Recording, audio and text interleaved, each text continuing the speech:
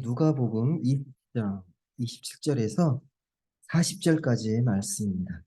누가복음 20장 27절에서 40절까지의 말씀을 같이 보도록 하겠습니다. 누가복음 20장 27절에서 40절까지의 말씀을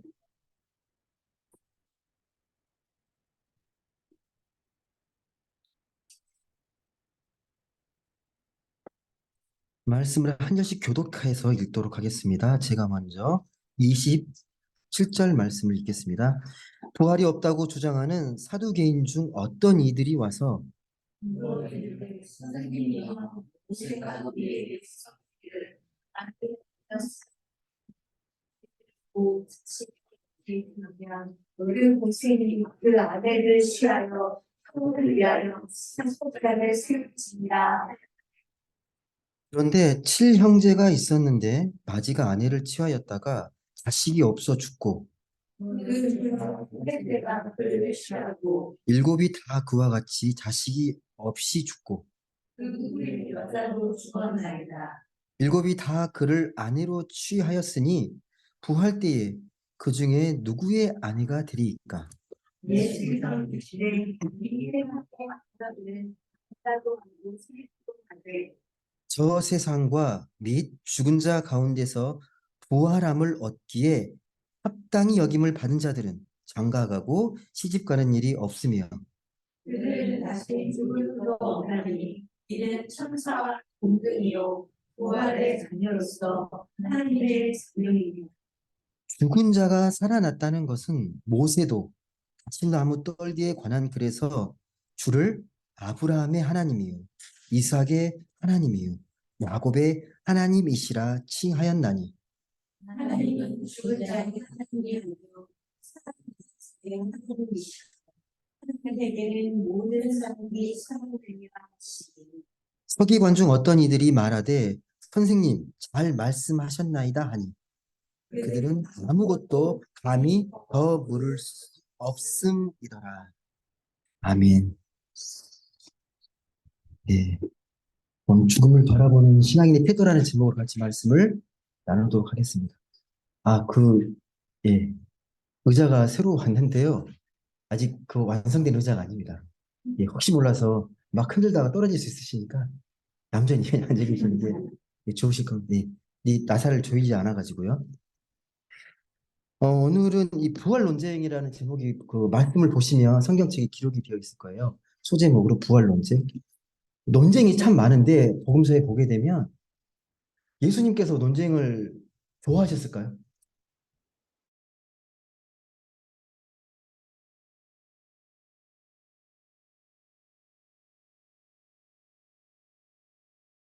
논쟁이잖아요. 이런 논쟁 자체를 예수님이 즐기셨다고 할 수가 없는데 그런 상황이 직면하게 되면요. 피하진 않으십니다. 이 주변에서 계속 시비를 걸어요. 예. 서기관, 대제사장, 종교 지도자들이 계속 교리적인 시비를 걸고 행위에 대해서 시비를 걸고 계속 겁니다. 그때마다 논쟁이 벌어집니다.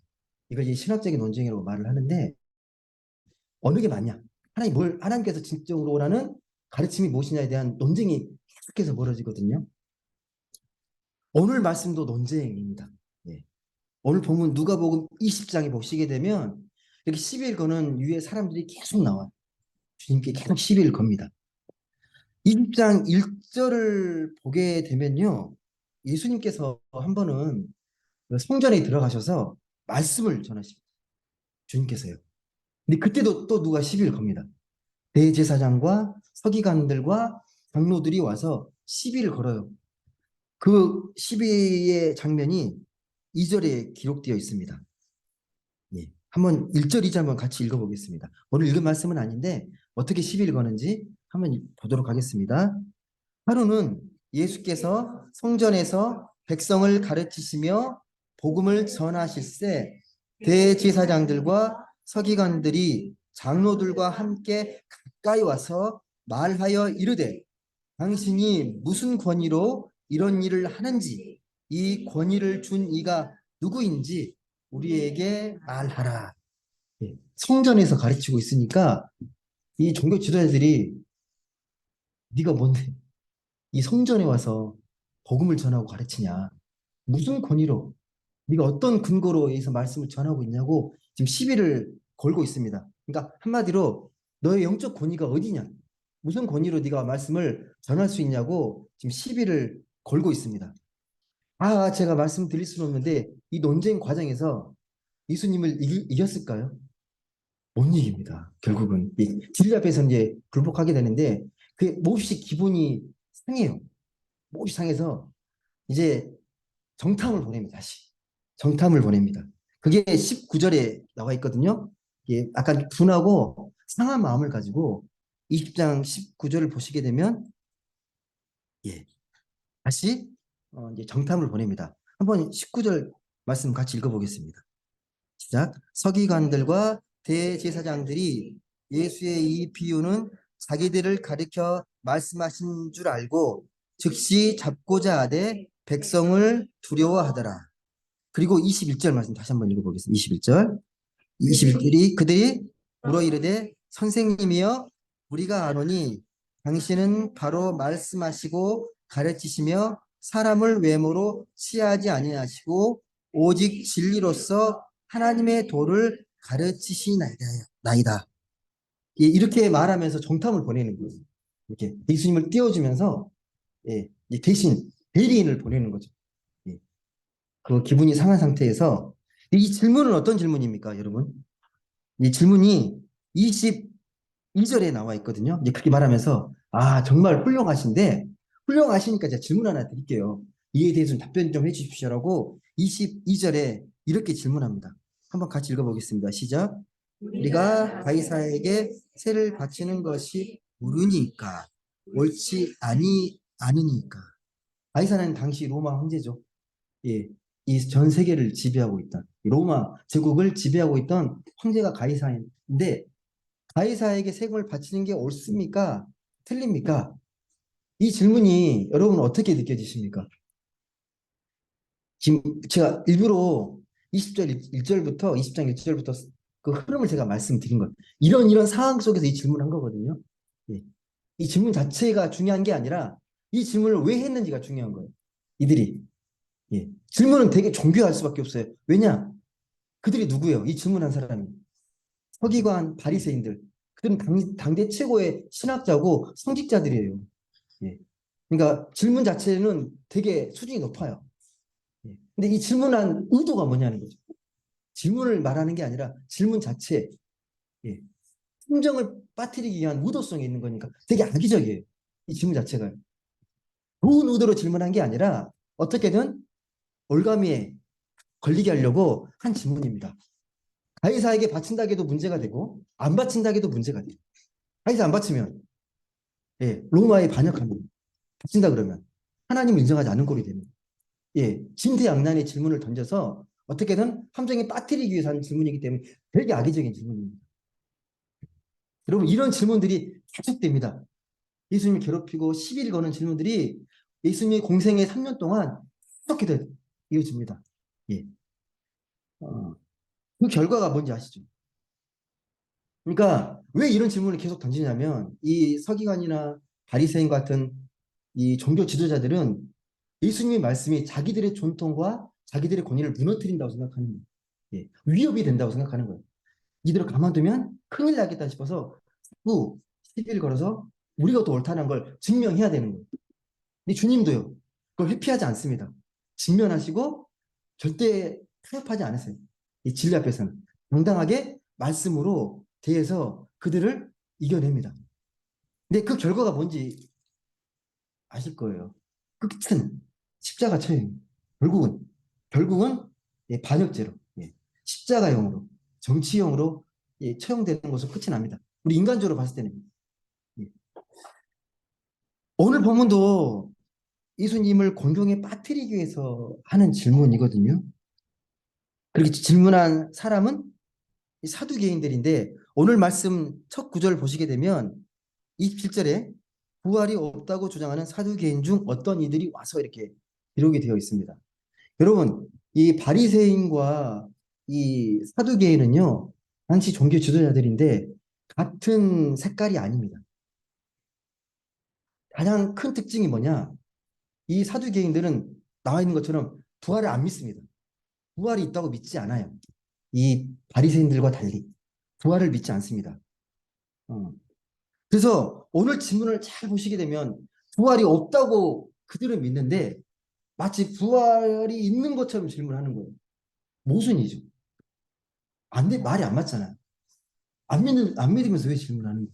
또 질문하는 내용도 부활을 제대로 이해했으면 할 수 없는 질문들입니다. 질문의 내용이 뭐예요? 질문의 내용이. 당시 유대사회는 이런 전통이 있습니다. 성경을 많이 읽으신 분은 아시겠지만 형제가 있는 집에 어느 여인이 시집을 오잖아요. 그런데 그 남편이 죽습니다. 그러면 어떻게 해요? 그대로 과부로 둡니까? 아니에요. 그 시댁의 형제 중에 한 사람과 다시 결혼해서 자식을 낳게 하고 후손을 잇게 합니다. 이걸 형사치수제, 대대 결혼이라는 유대사의 풍습을 이야기하는 겁니다.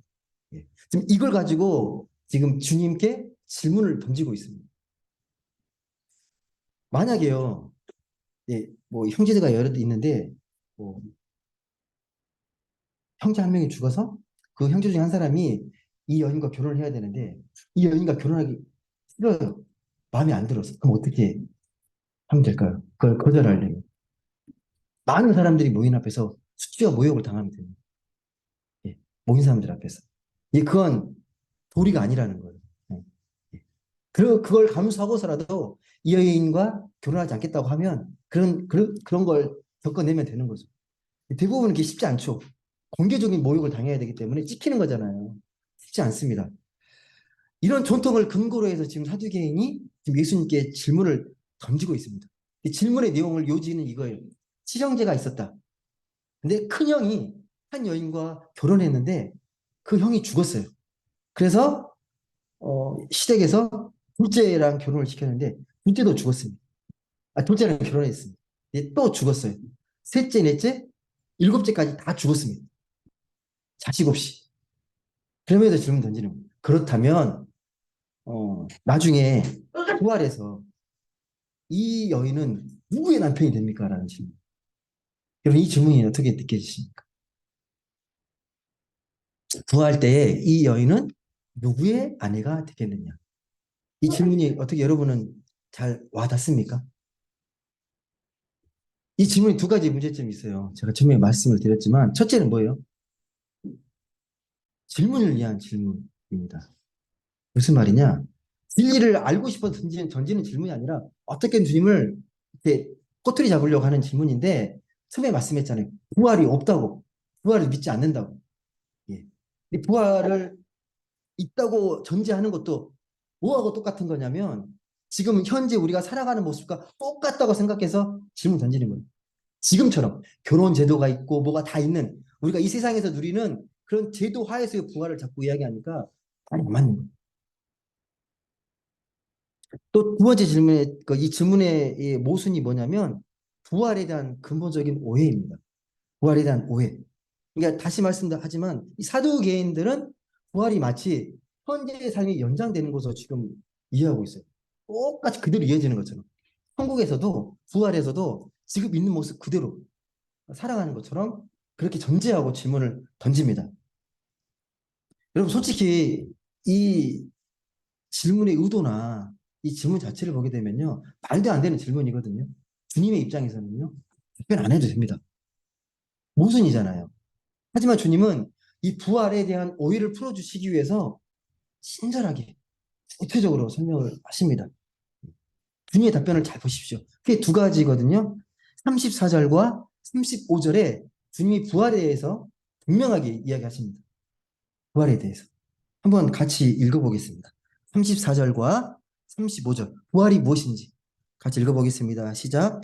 예수께서 이르시되 이 세상의 자녀들은 장가도 가고 시집도 가되 저 세상과 및 죽은 자 가운데서 부활함을 얻기에 합당히 여김을 받은 자들은 장가 가고 시집 가는 일이 없으며 36절까지 읽어볼게요. 그들은 다시 죽을 수도 없나니 이는 천사와 동등이요 부활의 자녀로서 하나님의 자녀임이라. 무슨 말씀인지 아시겠죠? 그러니까 이 세상에서는 남녀가 만나서 사랑하고 만나서 결혼하고 자식을 낳고 가정을 이루고 가문을 이루고 그렇게 인류가 지속돼 왔잖아요. 근데 이거에 대해 다 익숙하잖아요. 이 결혼 제도, 그런 가정이 기본이 되는 이 세상의 모습들. 근데 이게 없다고 생각하는 것은 되게 낯설 수 있죠. 이런 게 없어? 천국에? 결혼 제도가 없어? 여러분 어떻게 생각하십니까?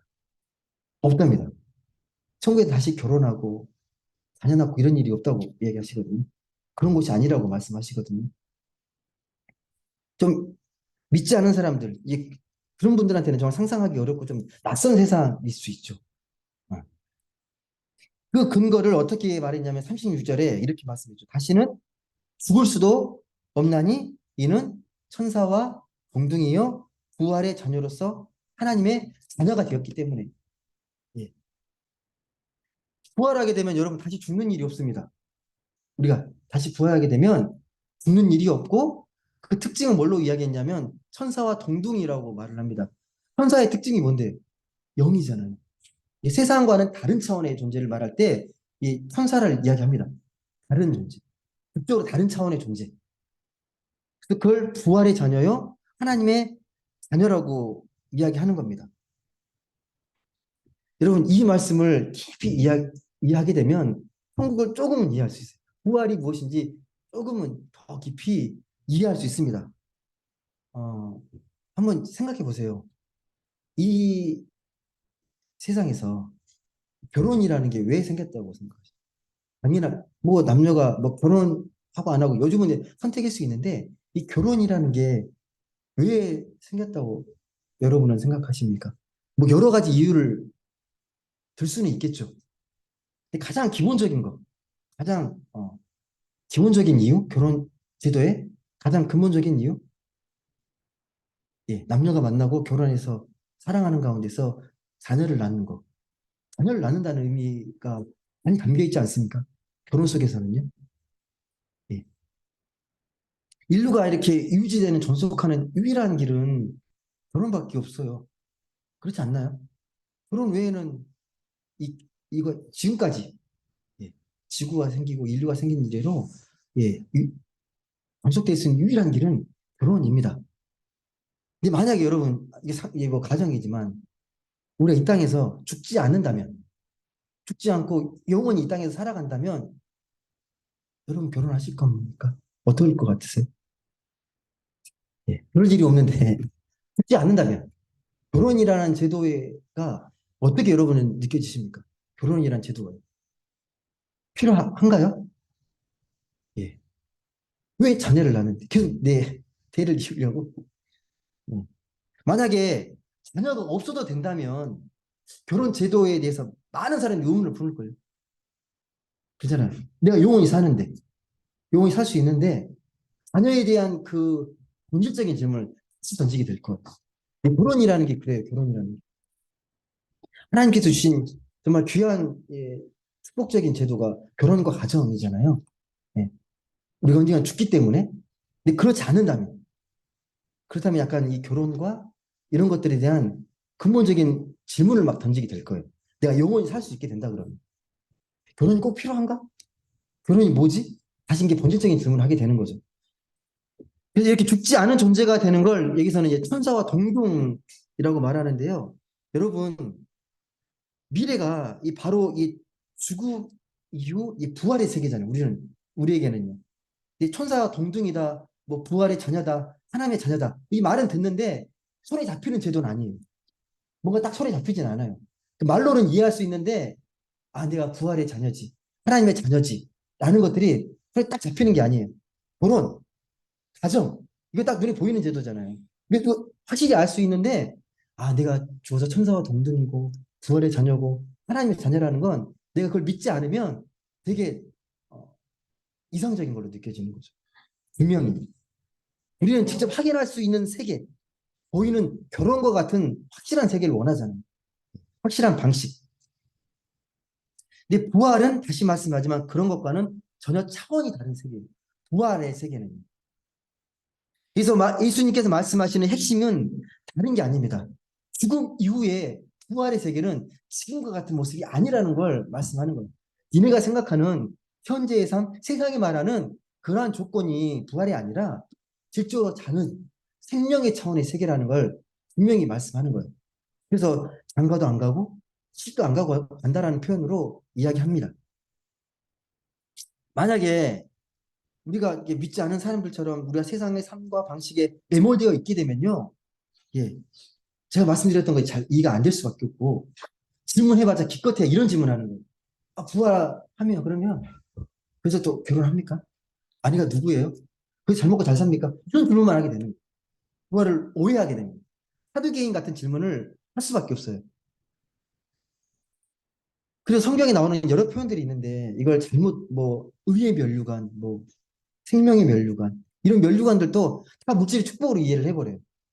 예.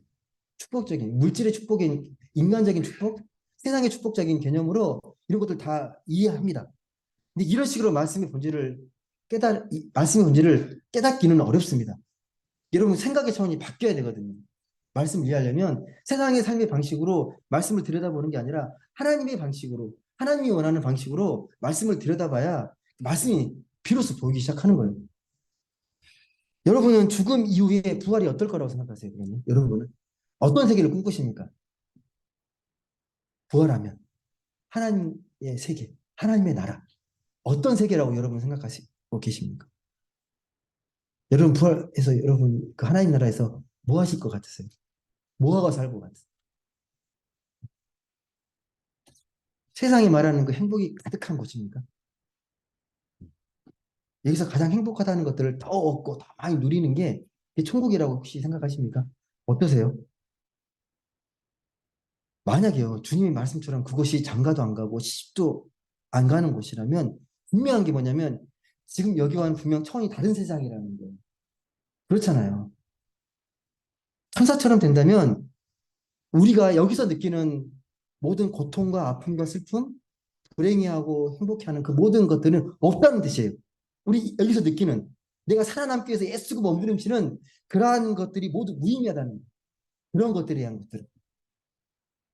여러분, 뭐 이건 뭐 얼마든지 이해할 수 있는 부분들이에요.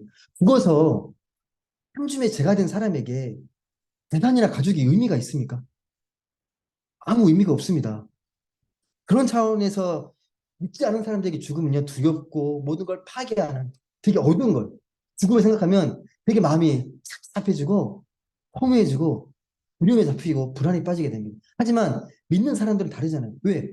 죽음은 새로운 생명을 얻는 통로잖아요. 하나님을 만날 수 있는 귀한 영적인 통로가 죽음이잖아요. 우리에게는 그런 믿음이 있잖아요.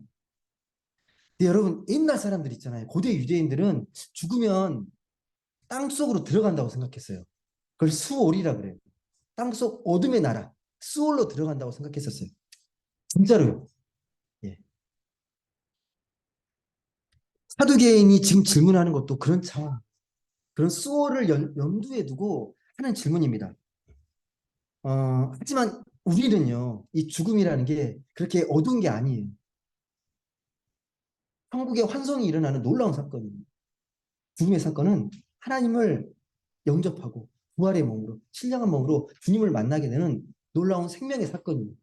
죽음의 개념이 달라요. 믿는 사람들은 믿지 않은 사람들과 달리.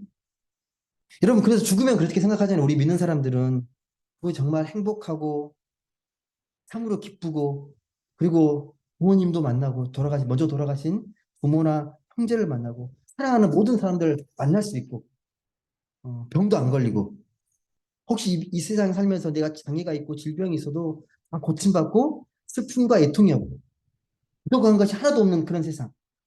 이게 천국이라고 생각을 합니다. 혹시 제가 말하는 이 천국에 대한 이해 중에 잘못된 거 있나요? 제가 말하는 것 중에. 그렇게 꿈꾸는 거에 대해서 혹시 뭐 이거 잘못됐다고 생각하시는 분 있으십니까? 여러분 그렇게 생각하시잖아요. 천국에 가게 되면. 이 성경에도 그런 이야기가 암시되어 있어요. 천국 어떤 세상이냐? 슬픔하는 것도 없고 애통하는 것도 없고 곡하는 것도 없고 그런 곳이라고 말씀하시거든요. 근데 분명히 이게 틀린 말은 아닌데 그게 본질은 아닙니다, 여러분. 그런 것들이 본질은 아니에요. 진짜 본질은 뭐냐면 영원한 생명을 누리고 하나님과 함께하는 거예요. 하나님이 영원한 생명을 누리는 곳이 그게 본질이에요. 천국은. 자꾸 인간적인 생각이 개입하다 보면 자꾸 인간적으로 꾸미게 돼요.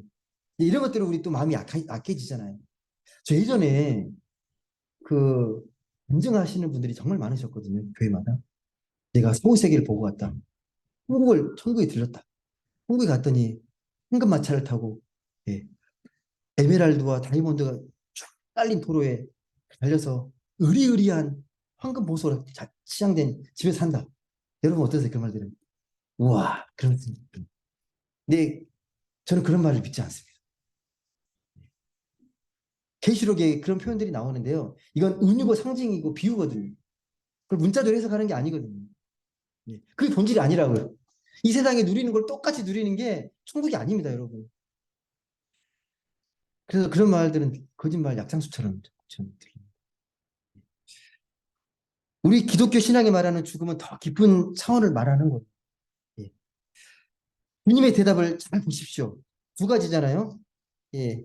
첫 번째는 부활이란 이 세상에서 경험할 수 있는 그런 행복의 조건들이 계속 이어지는 거, 연장되는 게 아니라는 걸 말씀하는 거예요. 우리가 말하는 세상의 행복이 부활의 세계가 아니다.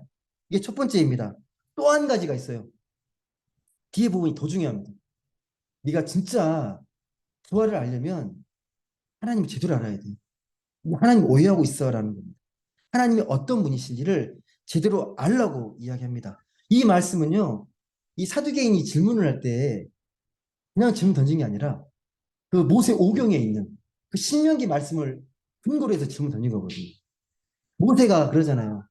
그 만약에 뭐 형이 죽게 되면 이렇게 어떻게 해야 되는지 그 근거가 이 신명기에 기록되어 있으니까 그 말씀을 근거로 이 질문을 한 거였거든요. 구약의 말씀을 인용해서 그러자 예수님도 똑같이 구약의 말씀을 인용해서 그 말씀이 왜 틀리는지를 이야기하는 거예요. 그게 몇 절에 기록되어 있습니까? 37절에 기록되어 있습니다. 한번 37절만 다시 한번 읽어보겠습니다. 37절 같이 읽겠습니다. 시작. 살아난다는 것은 모세도 가시나무 떨기에 관한 글에서 주를 아브라함의 하나님이요 이삭의 하나님이요 야곱의 하나님이라 칭하였나니 38절 하나님은 죽은 자의 하나님이 아니요 살아있는 자의 하나님이시니라 하나님에게는 모든 사람이 살았느니라 하시니라. 이 마지막 구절이 되게 중요한데요. 하나님 어떤 하나님이시라고요? 죽은 자의 하나님이 아니라 살아있는 자의 하나님입니다. 여러분 이 말이 이해되세요? 죽은 자의 하나님은 아니에요. 지금 살아있는 사람만의 하나님이에요. 그 말이 뭔가요? 문자로 언뜻 잘못 이해하면 그렇게 이해할 수 있어요. 지금 살아있는 사람의 하나님이라는 말을 죽어버린 사람은 아닌 것처럼 이해할 수 있습니다.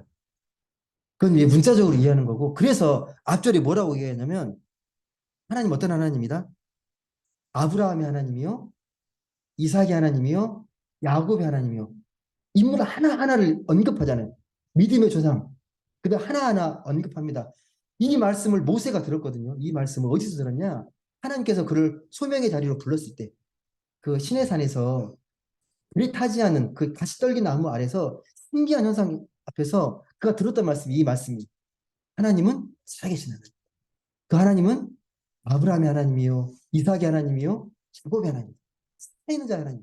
그들이 지금 죽은 자가 아니라 여전히 살아있다는 거예요. 살아있다는 증거가 뭔데요? 죽었잖아요. 어떻게 살아있는 거예요? 왜 살아있는 거죠? 이미 죽어버린 사람인데, 꽤 천년 전에 죽은 사람인데, 어떻게 살아있다고 말할 수 있는 거죠? 생물학적인 차원으로 죽었죠. 그걸 부인하면 안 되잖아요. 예. 생물학적으로. 숨이 끊기고, 뼈가 다 이미 다 무덤에 묻혀서 다 사라지고 없잖아요. 생물학적인 차원에서는 분명히 죽었습니다. 이 말씀을 잘 이해하시려면 정말 살았다는 게 뭔지, 생명에 대한 이해를 넓혀야 이 말씀을 좀 더 깊이 이해할 수 있습니다. 우리가 생명을 제대로 알게 되면요. 생명의 전이 얼마나 깊고 오묘한지를 알게 됩니다. 우리는 단순히 그냥 숨 쉬고 심장이 뛰고 뇌가 활동하면 그게 살아있다고 생각하는데 하나님은 그런 차원의 생명을 말씀하시는 게 아닙니다. 그래서 후반절이 되게 중요한 거예요. 하나님에게는 그래서 모든 사람이 살아있다고 말하는, 모든 사람이 살아있다. 간단하지만 분명한 말씀이거든요. 이 살아있다는 것이. 다시 말씀드려서 무슨 말이냐면, 이 생명이라는 것은 하나님 안에서만 가능하다는 거예요. 하나님 안에서만. 생명이라는 것은 하나님 안에서. 그래서 하나님 안에 있게 되면 죽은 자나 우리가 살아있는 자나 다 생명 있는 존재라는 거예요. 하나님 안에 있게 되면. 하나님 안에서는 현재 살아있는 자나 이미 죽은 자나 똑같이 살아있어요. 예. 하나님 안에서. 이게 말이 안 된다고 생각하시겠지만요. 영적인 차원으로 깊이 생각해 보십시오. 다시 말씀드릴게요. 여러분, 살아있다와 죽었다의 실체를 아십니까? 뭐가 살아있는 거고 죽어있는 거예요? 아무 말도 못하고 그냥 호흡기에 연명하면서 병원에 누워 계신 분은 살아계신 분이세요? 죽어 계신 거랑 똑같은 겁니까? 어떤 거예요? 죽었다는 게 어떤 의미일까요? 여러분, 살아있다는 걸 뭘로 판단하십니까? 하루에 3끼 밥을 먹고 숨을 쉬고 맥박이 뛰고 뭐 이러면 살아있는 겁니까? 그래 살아있지. 그렇게 50년, 100년 살다가 이제 죽어요. 끝났네. 그럼 이제 뭐 생명이 끝난 건가요? 여러분, 이렇게 살아있다는 건요, 죽기 전까지의 현상일 뿐이에요. 죽음의 입장에서 보면 죽기 전까지 그냥 현상, 살아있으면 현상. 이거 그렇게 생명을 보게 되면 철저하게 시간에 매일 수밖에 없는 거죠. 언젠가 시간이 끝나면 나는 끝난다. 이렇게 생각하잖아요. 예. 50년 지나면 나는 죽는구나. 그걸 생명으로 생각하는 거잖아요. 하나님 아니라는 거예요. 예. 하나님 영원한 존재이시고 그런 차원의 생명이 아니라는 걸 우리에게 분명하게 말씀합니다. 여러분, 저나 여러분이나 모르겠습니다. 50년, 50년 후에 다 없어질까요? 100년 후에는 정말 없어질 거예요. 얼마나 오래 사실지는 제가 잘 장담할 수 없지만 지금 살아있는 것 같지만 이런 생명의 현상으로 보게 되면 100년 후에는 다 없잖아요. 우리가. 이곳에 남아있지 않을 겁니다. 그런 의미에서 그런 생명은 영원하지 않아요. 육체적인 생명의 차원에서는. 그래서 엄밀히 말씀드려서 우리가 하나님을 제대로 믿지 않고 하나님의 생명을 누리지 못하게 되면 엄밀한 의미에서 살아있지 않는 것일 수도 있습니다. 살아있지만 누군가 똑같은 삶을 살아갈 수도 있다는 겁니다. 그래서 성경은 분명히 말씀하는 거죠. 생명의 주는 누구다? 하나님이시다. 생명의 주인은 하나님이시다. 생명을 누가 주관하신다? 하나님이 주관하신다. 예. 하나님 안에서야 우리가 진짜 살아있는 거고 진짜로 거기 안에서 삶의 의미가 있고 삶의 가치가 있다고 말을 하는 거예요. 내가 진짜 살아있다는 건 하나님 안에서 누려야 되는 거예요. 내 생명이라는 거예요. 내가 지금 죽어도 하나님 안에 있으면 우리는 영원히 사는 겁니다. 이걸 믿으셔야 합니다. 이 사실을 우리가 증명할 수는 없죠. 왜? 우리는 피조물이기 때문에. 우리는 피조물이기 때문에 생명을 주신 하나님이 아니기 때문에 이걸 증명할 수 없습니다. 단지 그 생명을 주셔서 우리가 누릴 뿐입니다. 예. 여러분, 그렇지만 우리가 하나님이 어떤 분이신지 말씀을 통해서 깊이 묵상하고 생각이 넓어지게 되면요. 생명의 하나님 안에서 우리가 영원히 살아있다는 것을 명확하게 깊이 깨달을 수 있게 됩니다. 여러분, 그런 의미에서 하나님에 대해서 중요한 몇 가지를 말씀드릴게요. 다시 말씀드리는데 아는 내용일 수도 있는데요. 다시 한번 하나님이 어떤 분이신지를 다시 한번 점검하시고 정리하시면 좋겠습니다. 하나님은 어떤 분이시냐? 모세가 이렇게 질문하잖아요. 여기서 다시 떨기나 말하면서 이렇게 나는 아브라함의 하나님이요, 이삭의 하나님이요, 야곱의 하나님이다. 나는 살아있는 자 하나님이다. 근데 하나님을 내가 내 백성들에게 가서 전할 때 누구라고 하나님을 소개할까요? 그때 하나님께서 뭐라고 말씀하십니까? 나는 뭐라고요? 스스로 있는 자. 스스로 있는 자라는 말은 어떤 뜻입니까? 들으셨지만 자기의 존재의 근거가 내 안에 있다는 거예요. 외부에 있는 게 아니라 난 스스로 존재하는 거예요. 누군가에 의해서 영향을 받고 외부에 의해서 내가 존재의 의미가 있는 게 아니라 나는 스스로 존재하는 거예요. 내 안에서 스스로. 우리는 어떻습니까? 우리는 여러분의 생명의 근거가 여러분 안에 있어요. 하나님에 의해서 주어진 거죠. 외부에 있는 거잖아요. 그런 차원입니다. 그러니까 사람은 모든 피조물들은요, 이 존재의 근거가 밖에 있는데 그 밖에 근원이 하나님이세요. 예, 하나님께서 생명의 근원이시기 때문에. 그래서 우리의 생명은 그분 안에서만 가능합니다. 또 하나님 표현한 중요한 표현이 있습니다. 이 마지막 계시록장에 가게 되면 뭐라고 표현하냐면 나는 알파와 오메가라는 표현이 있어요. 이게 무슨 말이죠? 알파가 뭐예요? 알파는 처음, 오메가는 끝. 그러니까 처음과 끝은 하나님이 지고 하나님이 주관하시는 거죠. 이 오메가라는 말은 모든 세상의 끝, 생명의 완성은 하나님께서 주관하시고 하나님께서 완성시킨다는 말이에요. 우리가 완성하는 게 아니에요. 우리의 생명은. 그 처음과 끝을 주관하시는 분은 하나님이시기 때문에 그 마지막 생명을 완성하시는 분은 하나님이시기 때문에 우리는 하나님 안에서만 살아있고 우리의 생명을 온전하게, 안전하게 완성할 수 있습니다. 마지막으로요. 하나님을 정의 내릴 수는 없습니다. 하나님은 이거다. 하나님은 무엇이다. 규정할 수 있는 존재가 아니라는 거예요. 정말 중요합니다. 이걸 착각해서 자꾸 내가 아는 하나님으로 재단에서 누군가를 판단할 수가 있거든요. 하나님 그런 하나님이 아니십니다.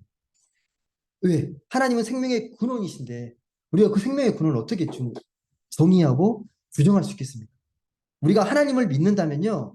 그래서 삶과 죽음을 전혀 새로운 차원으로 보아야 합니다. 다시 말씀드리지만 늙어서 죽는 것 이게 생명이 아니에요. 그런 생명은 육신적 차원의 몸입니다. 우리의 몸은 우리의 생명은 그런 차원을 포함하지만 더 넓은 의미, 더 넓은 의미. 하나님이 창조하시고 완성하신 생명은 그것보다 훨씬 크고 방대합니다. 그게 생명입니다. 그래서 하나님에게는 모든 사람이 살아있다. 이라고 말씀하신 의미를 온전하게 깨달으셔야 합니다. 결론적으로 그래서 이 사두개인이 했던 질문이 있잖아요. 7명의 형제와 결혼한 여자. 이 질문 너무 어리석은 질문. 말도 안 되는 질문인 거죠. 이게 드러나잖아요. 예수님의 답변을 통해서 이 사두개인의 질문이 얼마나 어리석고 정말 질문을 위한 질문인지를 우리가 깨닫게 됩니다. 말씀을 맺습니다. 여러분, 우리뿐만 아니라요. 죽음 이후의 세계에 대해서는 믿지 않은 사람들 되게 궁금해합니다. 정말 죽으면 모든 게 끝일까? 모든 게 끝장일까? 아니면 유대인들처럼 정말 죽어서 땅속 수월로 들어가는 걸까? 여러분, 많은 사람들이 특히 현대인들이 되게 바쁘고 분주하게 살잖아요. 정신없이 살거든요. 가끔씩은 이게 물론 불가피하게 바쁘게 살고 열심히 살기도 하지만 그 숨겨진 삶의 의미 속에 보게 되면 이 죽음에 대한 불안, 두려움, 허무 때문에 더 열심히 사는 게 아닌가라는 생각이 들 때가 있습니다. 부활을 살아가는 우리는 다른 삶의 삶을 차원을 고백해야 합니다. 우리는 주님의 그 십자가 보혈의 은혜로 구원을 받고 영원한 생명을 얻은 새 생명 얻은 몸입니다. 그래서 우리는 담대하게 이렇게 고백해야 됩니다. 우리는 영원한 생명을 얻은 하나님의 영원한 몸을 입은 영원한 존재다. 세상이 그런 존재에 두려워하지 않을 수 있다. 그런 담대한 고백이 매 순간순간 내 일상에서 계속해서 이루어져야 합니다. 그래서 우리는 죽음 이유를 뭐 두려워하거나 걱정할 필요가 없어요. 단지 우리에게 주어진 이 삶을 어떻게 하나님이 주신 허락하신 시간을 어떻게 생명력 있게 잘 쓰고 사용할 것인가 그에 대한 지혜를 구하셔야 합니다. 어떻게 하면 이 생명의 소중한 시간들을 하나님의 지혜 속에서 잘 쓰고 잘 활용할 것인가 그에 대한 지혜를 구하며 살아가는 게 가장 현명한 겁니다. 오늘도 이 시간 하나님께서는요 여러분 각자를 고유한 방식으로 부활의 생명으로 지켜주시고 생명의 풍성한 삶으로 이끌고 계십니다. 그 사실을 굳게 믿고 하나님의 영원한 생명을 누리면서 살아가는 복된 성도들 다 되시기를 주님의 이름으로 간절히 소망합니다. 기도하겠습니다.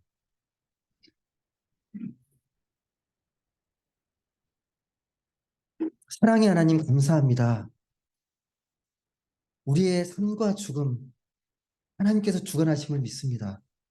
우리가 이 세상을 열심히 사는 게 왜 열심히 사는 것인지 그 삶의 의미를 말씀을 통해 다시 한번 들여다보게 하시고 우리가 복음적인 삶과 복음적인 생각으로 우리의 삶이 이렇게 정체되거나 이렇게 죽어가지 않도록 생명력 있게 활기찬 삶을 살아갈 수 있는 부활의 믿음, 부활의 신앙을 갖고 살아가는 우리 모두가 되게 하여 주옵소서. 사두개인처럼 어리석은 생각과 질문 속에 살아가는 것들이 아니라 더 넓고 더 차원 높은 그런 생명과 부활의 차원으로 기쁘고 즐겁고 행복을 누리며 살아가는 우리 모두가 되게 하여 주옵소서. 감사드리며 사랑이 많으신 예수님의 이름으로 기도드립니다. 아멘. 찬송가 452장